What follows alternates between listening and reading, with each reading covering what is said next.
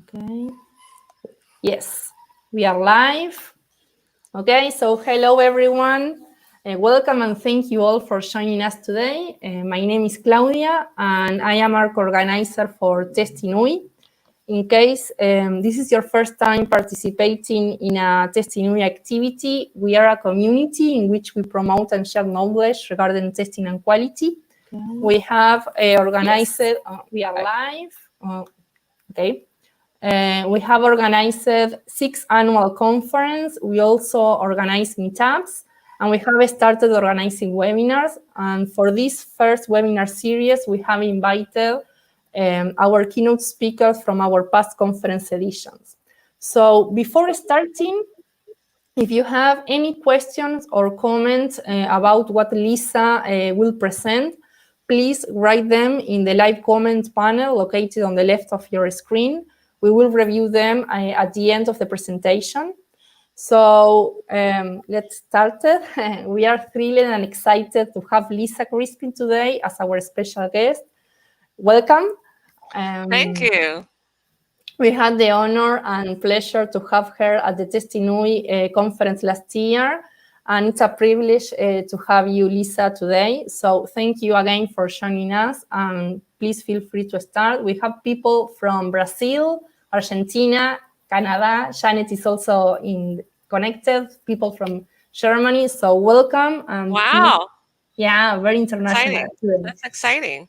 Well, so, it's always exciting to join. You have such a great testing community with Testinui, and it's certainly my honor to join it. So I'm going to share my screen here. I have not used this. I don't think I want to do screen. I think I want to do application window. I haven't used this particular software before, so bear with me. All right. And I'm sure that Claudia will say something if y'all can't see my slides now. Okay, so today I'd like to talk about cognitive bias and testing, and what a lot of us like to call thinking outside the box. Okay, now so a little bit about myself. I just started a new job with OutSystems. I'm on the quality team. We embed in different teams and act as quality coaches and consultants. And I'm helping the observability team. So we're trying to build observability practice. Feel free to get in touch with me anytime. There's my email address and my Twitter. Now, I've been a tester for a really long time, but for the past 20 years, I've been a tester on agile teams, cross-functional teams doing agile, DevOps, continuous delivery, all the good stuff. And together with Janet Gregory, we've written books. Our newest one is Agile Testing Condensed. We've done a video course, which is available. And we have a live course, which is available through the Agile Testing Fellowship through our trainers all over the world, like Claudia.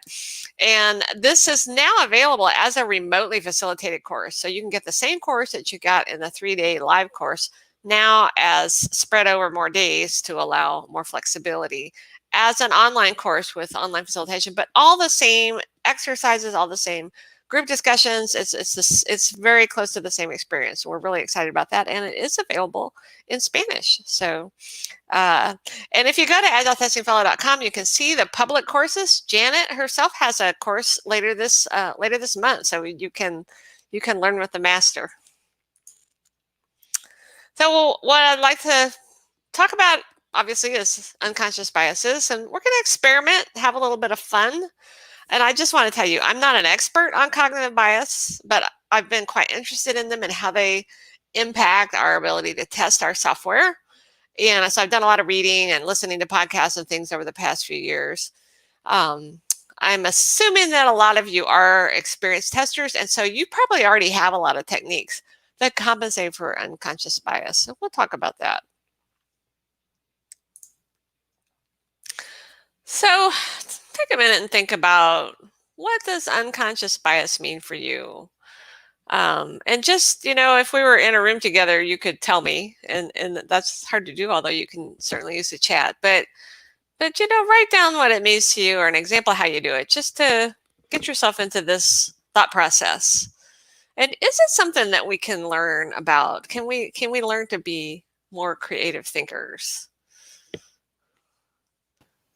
Okay, I will add myself and see if there is any comment. We have this 10-second delay, so Right. just wait if someone adds something. Otherwise, I will remove myself. And let's see. It's okay if they don't too. Okay.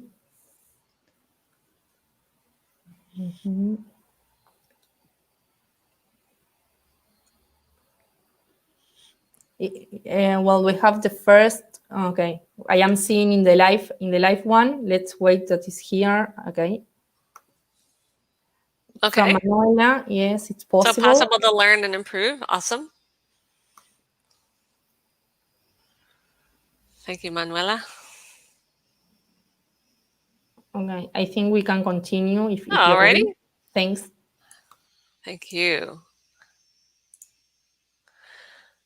So I'd like you to think of examples of inventions or discoveries or innovations that were made by somebody who was thinking outside of the box. So we'll just take a minute again and feel free to share yours in the chat. Things that you can think of. Yeah, in the meantime that they are adding the examples, other questions, other comments came up from the first one that mentioned, the first one is from Stefan. Oh, okay. Stefan. Hi, Stefan. And he mentioned that it's very important to get new ideas and way to look something. And also Manuela mentioned that it's important because it's a way of learning. Very good. Yeah, definitely. Let's wait if there is another comment.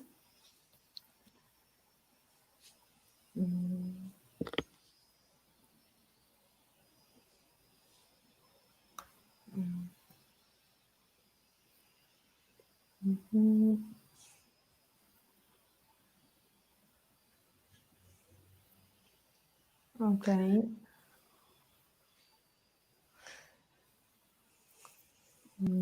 Yeah, learning about these things has been quite enlightening to me. So hopefully people will think of some good things.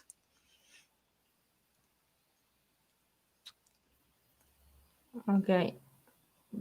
There are no comments, so maybe No comments. we can. Okay. Okay. We'll maybe catch them later. All right. Well, I have a few to share. So, explorers had different ideas of which way to head to do their exploring. And Discovery of America, well, okay, that's debatable who did it, but let's look at the iPhone. Everybody thought that our phones had to have little bitty keyboards on them, and Steve Jobs said, I don't think so. I think we can find another way to provide the keyboard. And I expect that you already think outside the box if you're doing testing on a software product. Practices like exploratory testing, especially using personas. Soap opera testing. I don't know if you're familiar with Hans Buwalda's soap opera testing, but just thinking up wacky scenarios, just like a soap opera on TV, of just the wildest things you can think of. But you know what? Our customers do things we don't expect too. So these are ways to think outside the box. So we know that thinking outside the box leads to big changes. It can help find new solutions to problems, leads us to new discoveries, and that's really exciting. So why don't we do it all the time? Because we don't. We find ourselves getting in a rut, falling in a routine, and not doing this. So some of you probably already know the difference between lateral thinking and vertical thinking. So vertical thinking, I'm just going to read the Wikipedia definition. Basically, it's an approach to problem solving that is selective, analytical, and sequential. It's a conscious approach via rational assessment in order to take in information or make decisions. It's more of a sequential approach to solving a problem where a creative and multi-directional response are seen as imprudent. Vertical thinkers rely on external data and facts. And as software professionals, I think that we like to think logically. We like to think we're basing our thinking on data, and it seems like a better way to solve the problem. Lateral thinking, that's a term coined by Edward de Bono, who's done a lot of research around cognitive bias and how our brains work. He came up with this term back in 1967, and he says that solving problems through an indirect, my colors changed here, I can't see it, an indirect and creative approach. And so we're using references that aren't immediately obvious and involving ideas that are not obtainable by using a traditional step-by-step vertical approach. And he associates lateral thinking with humor. He says there's a switch over from a familiar pattern to a new unexpected one, and there's a moment of surprise, and that actually generates laughter and a new insight. So you've seen something in a different way. And actually, if you think about how comedy works, if we see somebody slip on a banana peel or whatever, we laugh because it was unexpected. And I think that ties in a lot to a lot of experts tell us we should play at work, be playful, be curious. I think that fits right in. And it's quite different from the vertical thinking, classical problem solving approach. And I'm sure that some of you are familiar with this book by Daniel Kahneman. He's done a ton of the research that I'm going to be talking about today. But his book, Thinking Fast and Slow, he goes over the two systems that our brain uses for thinking. One is the automatic mode, which is called system 1 thinking, and one's the complex mode, system 2 thinking. So rather than explain those in detail, I'm just going to give you some examples. So brace yourselves. You're going to have, I say a second, I don't know how long it'll be. I'm just going to race through these and just say your answer out loud to yourself if you can. There's no time to share it in the chat. Okay, so are you ready? Here we go. What is the capital of Uruguay? What animal is this? What emotion is this person feeling? What is 17 times 24? That one's probably a little tough to do very quickly. So the first three were automatic mode. You just knew. Your brain knew right away what to say. But this one, you really have to stop and think and go into complex thinking. I have to go to really complex thinking because I'm poor at math. Our brains are really wired to work on automatic mode as much as possible. So if you think about our ancestors back in prehistoric times, if I see some member of my group suddenly running away, I'm probably going to run too, because it probably means some predator is after us, and whoever runs the slowest might be in trouble. So it just didn't pay to stop and think about it. And so, our brains kind of learn from experience, and things became automatic. And think about your first driving lesson, for those of you who drive cars. What was it like? You had to really think about signaling and adjusting the mirror and looking in your rearview mirror and steering, and it was hard at first, but now sometimes I hardly know, I kind of how did I get here? I don't even remember driving here. So it's some shortcuts that the brain is taking, but those shortcuts can lead to a distortion of reality. So I find myself slipping into this automatic thinking when I'm going through a manual release regression checklist. We like checklists, they're good, but the problem is that I'm so focused on the checklist, I miss really obvious things. And I can remember one release, there were, I think, 2 or 3 of us were sharing, doing different parts of the checklist, but we're all looking at the user interface of our product, and we all missed a huge UI bug where some icon had shifted on the screen. And we all missed that and didn't know it until customers started talking about it when we released. So this automatic thinking can definitely get us in trouble.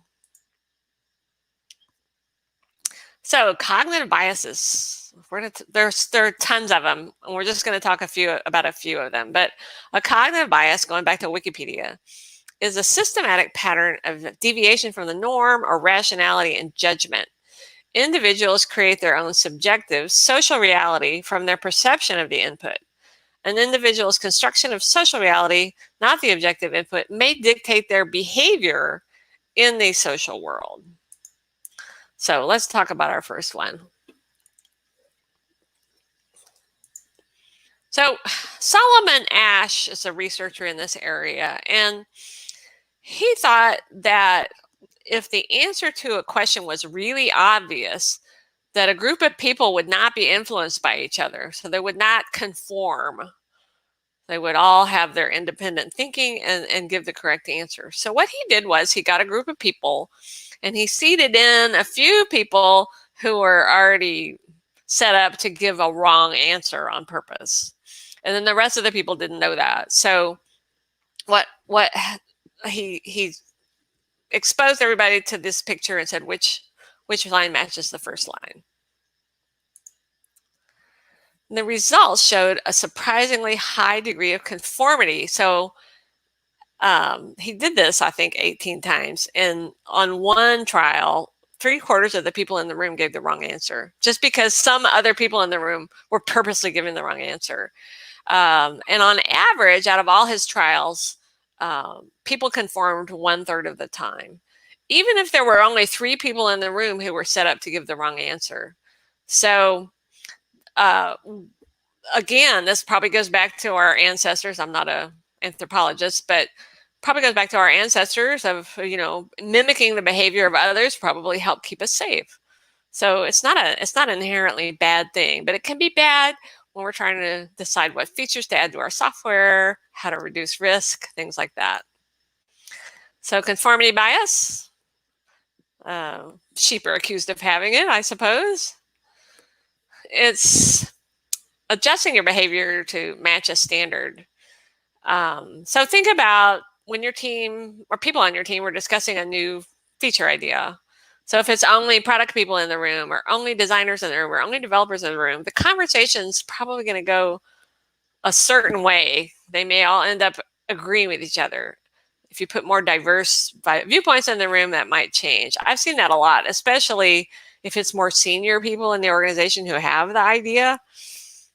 People tend to go along with them, not consciously to curry their favor, but it's just a natural tendency. And they don't ask the hard questions about it. And so I've certainly had to be the one to say, oh, this new feature that you're thinking about, do you realize that it goes against some of the central agile principles, for example? So I don't have time to show it, but if you go to this video, it's a hilarious video. I mean, it's a serious scientific thing, but the video of how they saw the results of conformity bias is pretty hilarious. And I will share these slides later. So we're going to go into a different cognitive bias now, unconscious cognitive bias. So I have a series here, 2, 4, 6, and I'd like you to think about what rule produces this series. So just think about that for a few seconds. What is your first thought? And I know a lot of you are testers, so if we were doing this in a small group online, or if we were doing this in face-to-face, I expect you would ask me questions about this. But we don't have the opportunity, so just think about it. So the rule I wanted was, this is a series of 3 numbers that are 2 numbers apart. They can be positive or negative. So some more examples are 1, 3, 1, 3, 5, 7, -2, 0, 2. So I'm curious how many of you had that.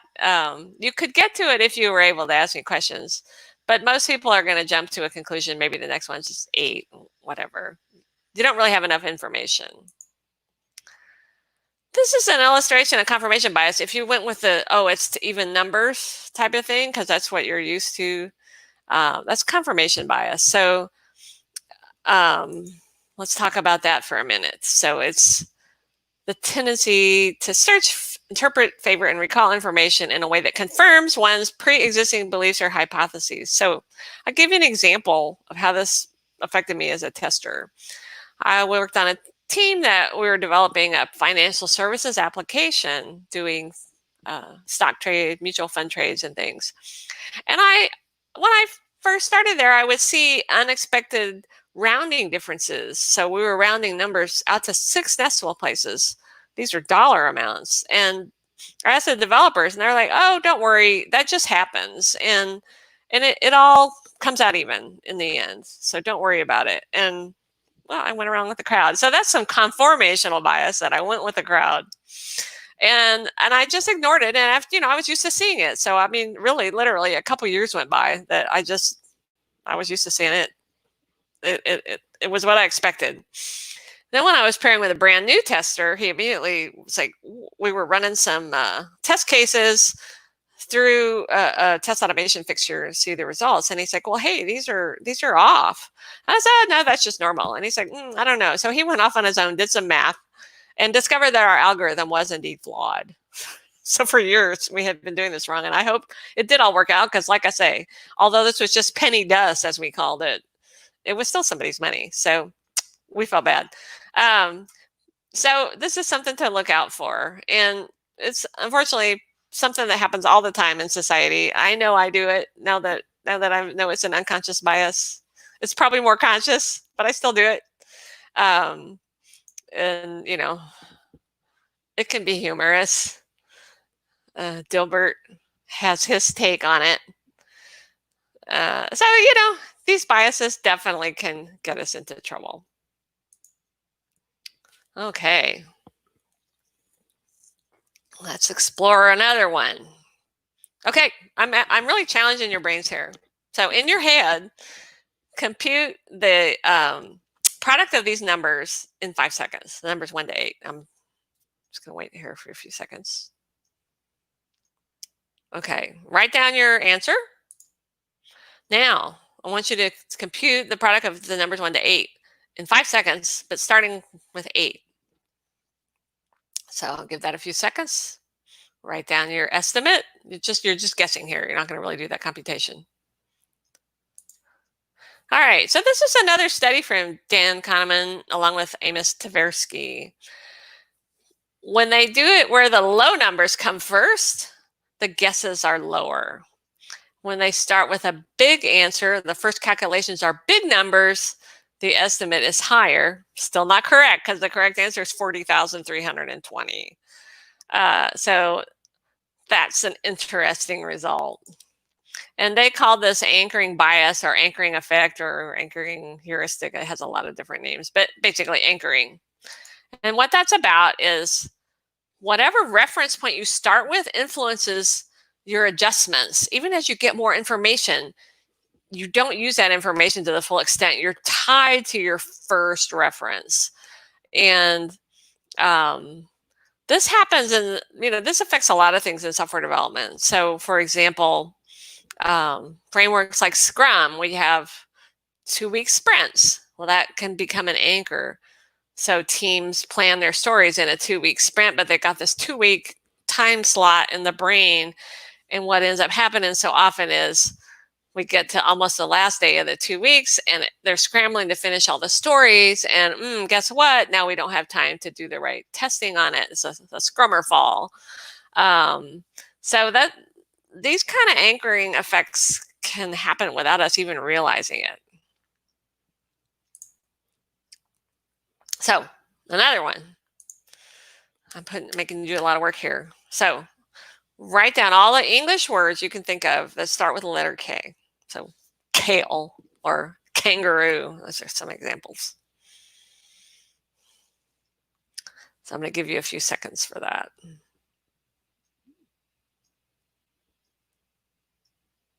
This is great. It's remote and you still do all the work.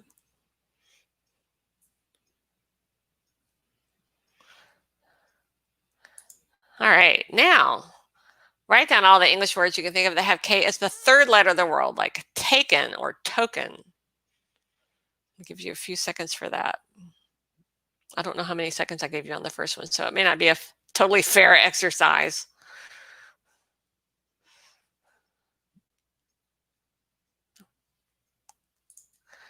So what do you think is more common? Words that start with a K or words with K as the third letter? How many did you think of starting with K versus how many did you think of as the third letter?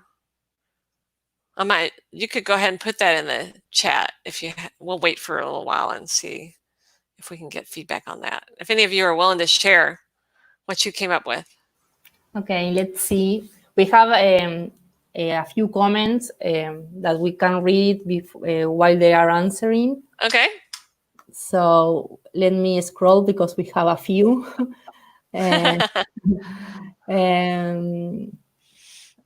This one is from Manuela, that she's mentioning that our brain is a muscle, and it needs. Maybe you can read it, that you will pronounce it better than me for sure.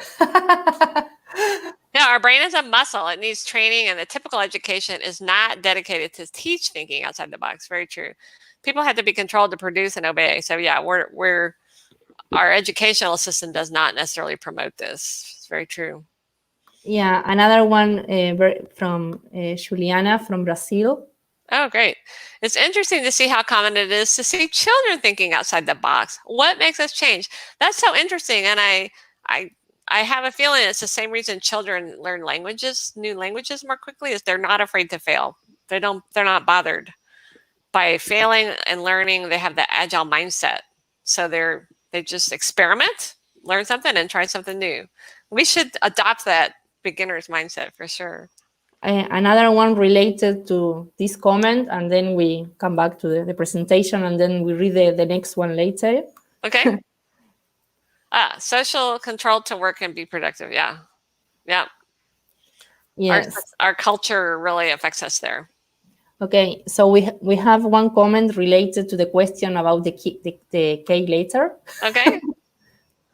Okay, so I'm not sure what Ron, if that's a name, or only one is the third letter, but lots of them starting with K. It's the first time I thought about a third letter thing. Okay. Yeah, that's a typical response. We have another one related to the exercise from someone that you know, from Shannon. Oh, Janet. My initial reaction to the question is that there are more words with K as a third letter, but I have nothing to base that on since I couldn't think of more starting with K. Very good. Can always depend on Janet to have an extra insight. Yes. Okay. So Janet had something going. It is easier to remember words that start with a K, so it seems more common, but in fact, there are twice as many words in English with K as a third letter as there are with K as the first letter. And Kahneman and Tversky, their conclusion was that people answer questions like this by comparing the availability of the two categories and assessing how easily they can recall those instances. So because it was easier to think of words that started with K, then you think that's more common. So this is referred to, it's related to anchoring bias that we just talked about, because it's something you remember. But it's called availability bias or availability heuristic. So it means we're happy with what we know and we don't seek new information. It's automatic brain thinking again. We go to the fastest, simplest answer without considering the context. So, things that we remember, we think are important. So it's easy to see how this affects testing. Like, we may be testing what we think are the most common scenarios that our customers will use our product for, but in fact, that's not common at all. And if we could use all the new wonderful technology we have available to us to get data about production usage and see what they're really doing, that would inform our testing and even our product development a lot better. And I think these biases also affect things like estimating. So really a tricky one to avoid. And some more examples, when the movie Jaws came out, then all of a sudden there were all these news stories about shark attacks, and we thought they were way more common than they really are. Lottery commercials. I see the lottery commercials on TV whenever I watch Jeopardy, and they're always showing you the recent winner. It's like, oh, if that person won, I could win too. And I don't know if you've ever bought a car that was an odd color and you thought you were unique, and all of a sudden you see so many cars that color. You just never did before. So that's availability bias. So there are lots of biases that can affect software development. I'll go through just a few more. Loss aversion. losses affect us like twice as much as gains. So we really do what we can to avoid losing. And that could do things like, we don't want to, maybe we have a suite of automated tests and a bunch of those tests are flaky and they're taking us a lot of time. But we don't want to get rid of them because that would be a loss to us. Sunk cost fallacy. So we invested a lot in this. We have thousands of automated tests in this test tool. We can't change test tools because we already have all this investment. But in fact, past investments have no bearing on future investments. What it makes sense for your team to do going forward has nothing to do with what you did before. So this is also called the Concord syndrome. You stick with something that doesn't work and keep spending money on it. The IKEA effect. We value things that we had a hand in building. I think this leads teams into trouble because they build their own test framework maybe, or they build their own observability tool, whatever it is, because they value that. But they're spending their time and their brains building something that doesn't directly affect their product. They could buy that. They could buy something that works perfectly well and focus their attention on making their product better. And then functional fixedness, that's our tendency to just see an object in the way we've always used it and not be able to think of a novel way to do it, a novel way to solve the problem. And that's obviously limiting in a lot of areas of software development.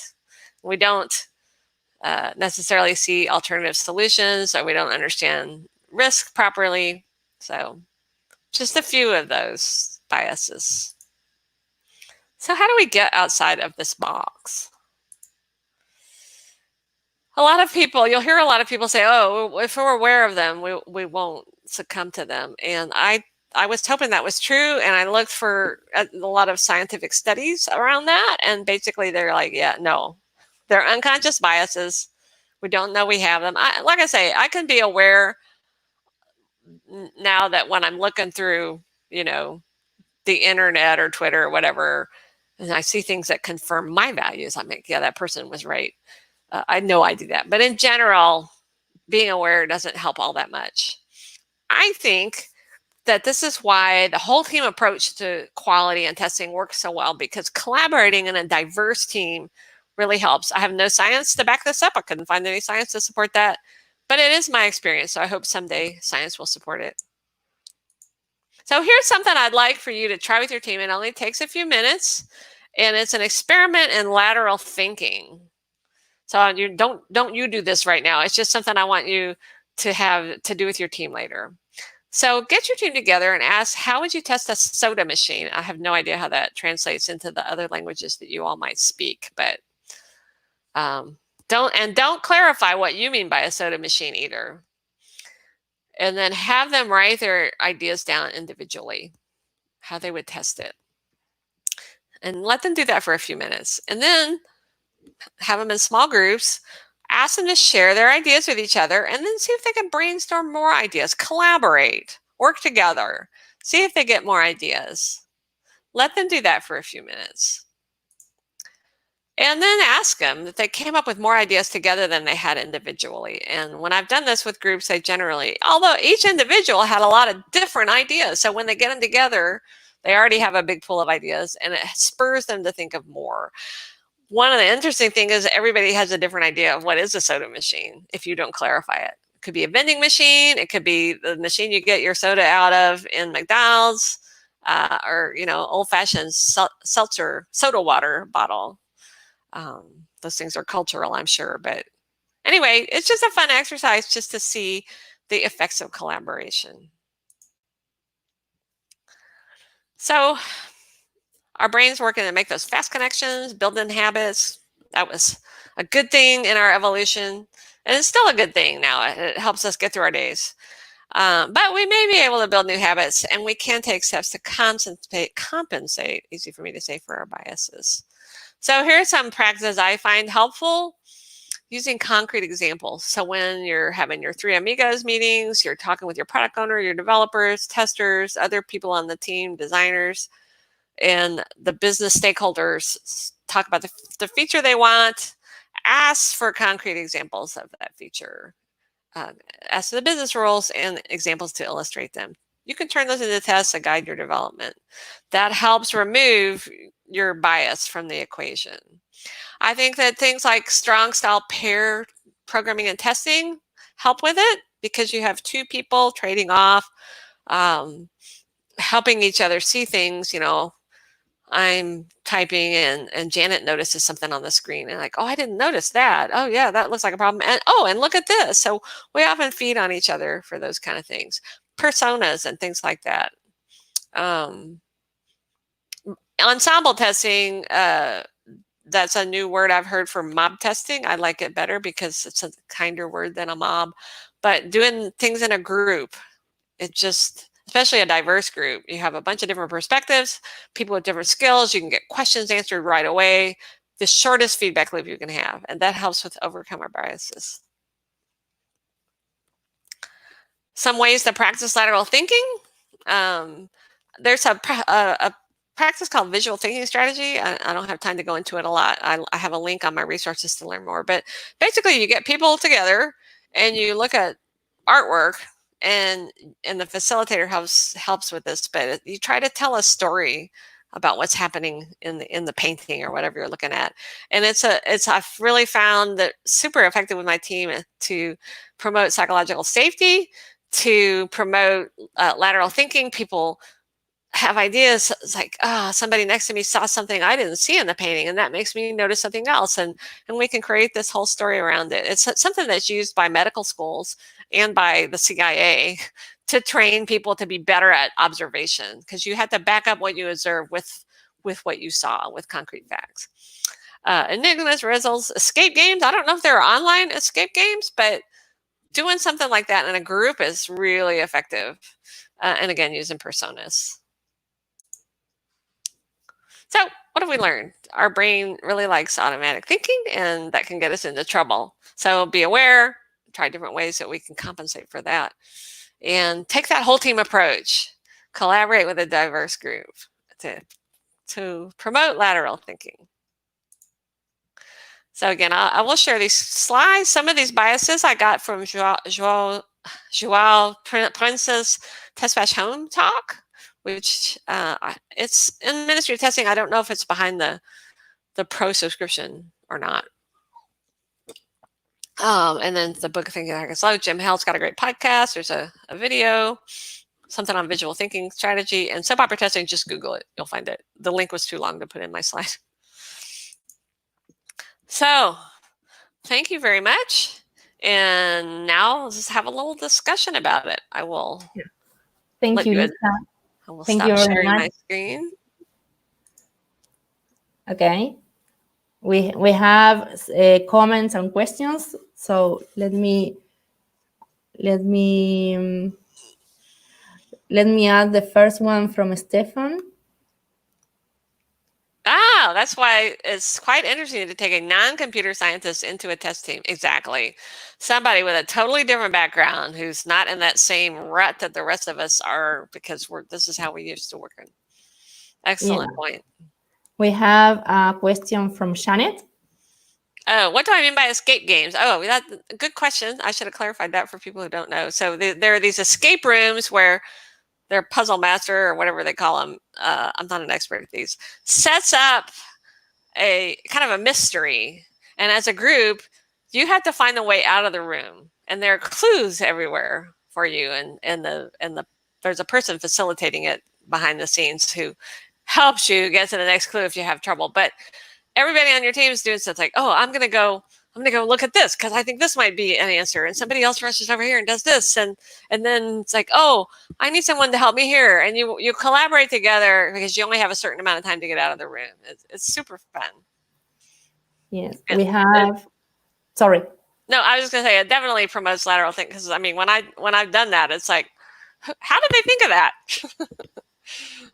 There was a comment from Krista when we were doing the exercise with the lecture. Okay. And I think it's very interesting, the comment, because the language is a variable there. I know. I realized that was what Kahneman actually used in his study, and I was trying to think, I wonder what would be a better letter, but I couldn't think of anything fast enough. Yeah, let me see. And then he mentioned. Oh, that's interesting. It's more there's more in Swedish. Okay. Talk. Then we have another one, this question. Is it possible to make sure that we cover Outbox side to improve quality? I don't really 100% understand what he means by Outbox side. But is it? Maybe he's asking if it's possible to think outside the box, and I think you have to. I think you have to try, and so try some of those techniques I mentioned to see if they work for your team. The third letter stuff, yeah. Interesting. Yeah, it's a great illustration of availability bias. We have this comment. Oh, our brain is a muscle, Manuela says. It needs training, yeah, and the typical education is not dedicated to teach thinking outside the box, yeah. Oh, I think we saw that earlier. Ah, sorry, because I mixed them, so sorry if I put it That's all right. You have a hard job. Then I zoom all the page. Okay, we have this one from Jorge.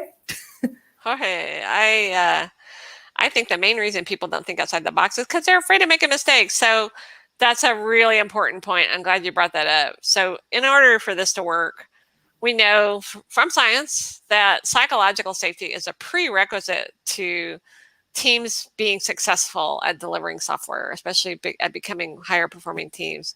And if we don't feel safe to make mistakes, we're definitely not getting outside of the box, because as long as we stick with whatever we've always done, nobody can criticize us. So yeah, that's very true. And it's dangerous to do this if you want to keep your job and you're in a place where it's frowned upon to get outside the box.